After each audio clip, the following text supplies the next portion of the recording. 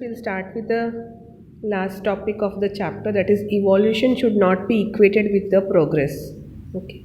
Now in the whole chapter we have seen what is evolution with many examples, and also we have seen the evidences of evolution, that is fossils and all. Okay. Now whenever evolution occurs, a new species emerges. Okay. Now what after the new species emerges, can we compare this new species with the old ones, or will the old species disappear? So many questions are there. Okay, now this all depends on our environmental factors also. These newly generated species, are they way better than the older one? So if we see natural selection and genetic drift, okay, this has led to a formation of new species from the older one. But the only problem here is both can stay together, both can survive together, but they cannot reproduce together.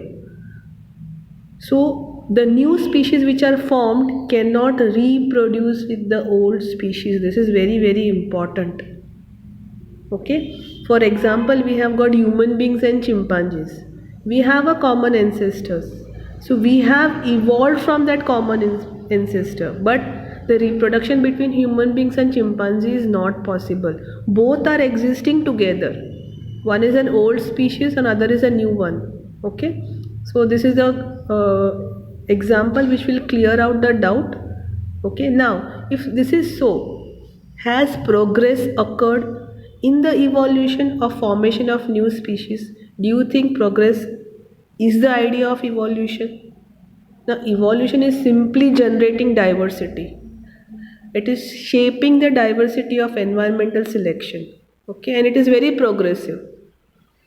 But as the progress takes place, the individual becomes more and more complex. But does that mean that the older designs or the older species are inefficient? The older ones and the simpler ones still survive. They both survive together. For example, you see bacteria. Bacteria are still surviving. They are the oldest species or the oldest body design which are still surviving. Okay, so you can see there are examples in hot springs, deep sea animal thermal vents, in ice where we can't survive. These bacteria are still surviving in the ice in Antarctica. So this evolution really does not mean progress. Evolution only means that it gives rise to diversity.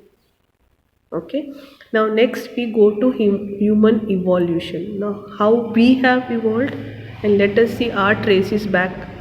According to the fossils, DNA sequencing, the studying of human evolution, we have got great diversity in forms and features. Okay, we got difference in skin color, like you got from yellow to black to white to brown. Okay, so many races have evolved. Now going back, tracing back to the evolution, it has been concluded that we all come from Africa, the earliest member of the human species, and they are known as Homo sapiens. Okay, our genetic footprints can be traced back to African roots. That is a couple of 100,000 years ago, our ancestors left Africa, while some stayed on there only. Okay, just turn the page. The migrants which left Africa, they slowly spread across the planet, from Africa to West Asia to Central Asia, okay, Southeast Asia and all. They traveled down the islands of Indonesia, okay, Australia. So from Africa, the migrants, they spread all over the world. They did not go in a single line. Okay, so they were not traveling for sake of traveling. There will be some reason of traveling or spreading across each other, the planet. So evolution, wherever they have spread, the evolution has taken place according to that place, that climate, that environmental conditions, and they are trying to live the best as they could. Okay, thank you.